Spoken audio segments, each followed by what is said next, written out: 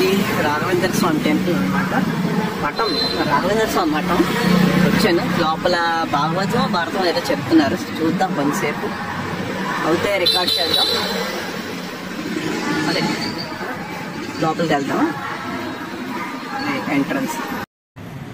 ಆ ಸಹದೇವನಿಗೆ ಒಬ್ಬ ತಂಗಿ ಇರ್ತಾಳೆ. ಆ ತಂಗಿಯನ್ನು ನೋಡಿ ಭಾಳ ಚೆನ್ನಾಗಿದೆ. ವಾಯುದೇವರ ವೈರಾಗ್ಯ. ನಾವು ಕೇವಲ ಹನುಮಂತ ದೇವರಾದಾಗ ಮಾತ್ರ ವಾಯುದೇವರ ವೈರಾಗ್ಯ ಇದೆ. ಭೀಮಸೇನ ದೇವರಾದಾಗ ಏನು ವೈರಾಗ್ಯ ಇಲ್ಲ, ಏನಿಲ್ಲ, ಬೇಕಾದಷ್ಟು ಊಟ ಮಾಡ್ತಿದ್ರು ಅಂತ ಅನ್ಸುತ್ತೆ. ಕೇಳಿದ್ರೆ ಈ ಭಾಗ ನೆನಪಿರಲಿ. ಅಂದರೆ ಭೀಮಸೇನ ದೇವರ ವೈರಾಗ್ಯ ಅಂತ ಗೊತ್ತಾಗುತ್ತೆ. ಆಮೇಲೆ ಸಹದೇವ ರಥವನ್ನು ಭೀಮಸೇನ ದೇವರಿಗೆ ಕೊಟ್ಟ.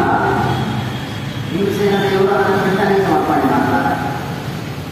ಸಹದೇವ ತನ್ನ ತಂಗಿ ಇದ್ದವಳು, ಅವಳನ್ನು ಭೀಮಸೇನ ದೇವರಿಗೆ ಕೊಡ್ತಾನೆ. ಭೀಮಸೇನ ದೇವರು ಅಂತಾರೆ, ನಾನು ಮದುವೆಯಾಗಿ ಏನು ಮಾಡಿ ಬೇಡ ಅಂತ ಹೇಳಿ ತನ್ನ ತಮ್ಮನಾದ ಸಹದೇವನಿಗಾಗಿ ಇವುಗಳನ್ನು ನಾನು ಕರ್ಕೊಂಡು ಹೋಗ್ತೀನಿ ಅಂತ ಭೀಮಸೇನ ದೇವರು ಸ್ವೀಕಾರ ಮಾಡ್ತಾನೆ. ತಂದು ಸಹದೇವನಿಗೆ ಕೊಟ್ಟು ಮದುವೆ ಮಾಡಿಸ್ತಾರೆ.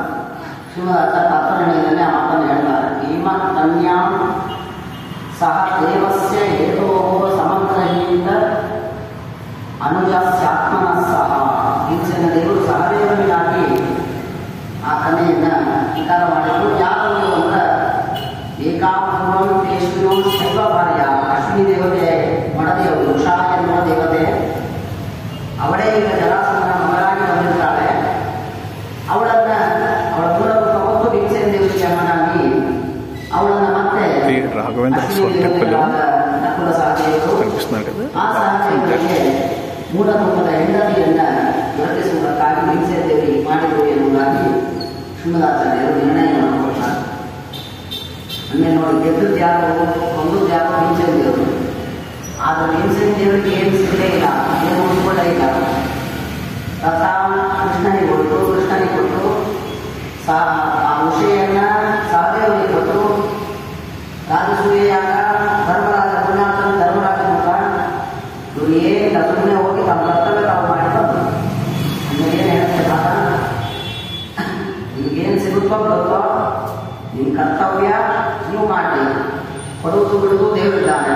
ಆಮೇಲೆ ಕರ್ತವ್ಯ ಅಂತ ದೇವರು ಕರ್ತವ್ಯವನ್ನು ಮಾಡಿ ಎಂದು ತಿಳಿಸಿಕೊಡ್ತಾರೆ. ಇದು ಒಂದು ಭೀಮಸೇನ ದೇವರ ವಿದೇಶವನ್ನು ನಾವು ತಿಳಿಬಹುದು. ಸರ್ ಇಷ್ಟ ಆಯಿತು. ಅದರಿಂದ ಇಂದ್ರಪ್ರಸ್ಥಕ್ಕೆ ಬಂದು ಎನ್ನುವಂತಹ ಪಾಠ.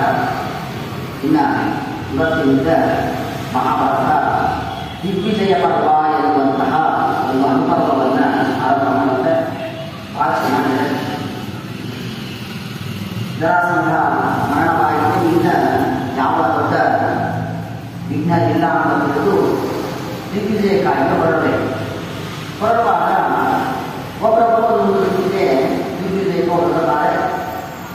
ಮಹಾಭಾರತ ದಿಶಂ ಧನಪತೆ ಇಷ್ಟಂ ಅಜಯಂ ಪಾಠಶಾಸನಿ ಭೀಮಸೇನ ತತಃ ಸಹದೇವಸ್ತು ದಕ್ಷಿಣಾಂ ಪ್ರತೀಚೀಂ ನಕುಲೋ ರಾಜನ್ ದಿಶಂ ಯಜಯತಾಸ್ತ್ರಂಚ. ಮಹಾಭಾರತ ಯಾರ್ಯಾವ ದಿಕ್ಕಿ ಓದು ಅಂತ ಇರುತ್ತೆ. ಶ್ರೀಮದಾಚಾರ್ಯರು ಅದಕ್ಕೆ ಕಾರಣವನ್ನು ಕೊಟ್ಟಿದ್ದಾರೆ. ಮಹಾಭಾರತ ಹೇಳುತ್ತೆ, ಭೀಮಸೇನ ತತಃ ಕಾಶಿ. ಭೀಮಸೇನ ದೇವರು ಪೂರ್ವ ದಿಕ್ಕಿಗೆ ಹೋಗ್ತಾರೆ ದಿಗ್ವಿಜಯವನ್ನು ಮಾಡುವುದಕ್ಕೆ. ಅರ್ಜುನ ಪಶ್ಚಿಮ ದಿಕ್ಕಿಗೆ ಹೋಗ್ತಾನೆ ದಿಗ್ವಿಜಯವನ್ನು ಮಾಡುವುದಕ್ಕೆ. ಆ ಅರ್ಜುನ ಉತ್ತರ ದಿಕ್ಕಿಗೆ ಹೋಗ್ತಾನೆ ದಿಗ್ವಿಜಯವನ್ನು ಮಾಡುವುದಕ್ಕೆ. ಪ್ರತೀಚೀಂ ನಕುಲ ರಾಜ. ನಕುಲರು ಪಶ್ಚಿಮ ದಿಕ್ಕಿಗೆ ಹೋಗ್ತಾರೆ ದಿಗ್ವಿಜಯಕ್ಕೆ. ಸಹದೇವಸ್ತು ದಕ್ಷಿಣ. ಸಹದೇವರು ದಕ್ಷಿಣ ದಿಕ್ಕಿಗೆ ದಿಗ್ವಿಜಯಕ್ಕಾಗಿ ಹೋಗ್ತಾರೆ ಎನ್ನುವುದಾಗಿ 26ನೇ ಅಧ್ಯಾಯದ ಸಭಾಪರ್ವದವರೆಗೆ ವೇದವ್ಯಾಸದೇವರು ತಿಳಿಸಿಕೊಡ್ತಾರೆ. ಅಂದರೆ ಪೂರ್ವಕ್ಕೆ ಭೀಮಸೇನ ದೇವರು, ದಕ್ಷಿಣಕ್ಕೆ ಸಹದೇವ, ಪಶ್ಚಿಮಕ್ಕೆ ನಕುಲ, ಉತ್ತರಕ್ಕೆ ಅರ್ಜುನ. ಹೀಗೆ 4 ದಿಕ್ಕುಗಳಿಗೆ 4 ಜನ ದಿಗ್ವಿಜಯಕ್ಕಾಗಿ ಹೋದರು ಎನ್ನುವುದಾಗಿ ಮಹಾಭಾರತ ಹೇಳುತ್ತೆ. ಇದು ಇಷ್ಟ ಆದರೆ ಇಲ್ಲಿ ಶ್ರೀಮದಾಚಾರ್ಯರು ಒಂದು ನಿರ್ಣಯವನ್ನು ನಮಗೆ ತಿಳಿಸಿಕೊಡ್ತಾರೆ ಮಹಾಭಾರತದಲ್ಲಿ.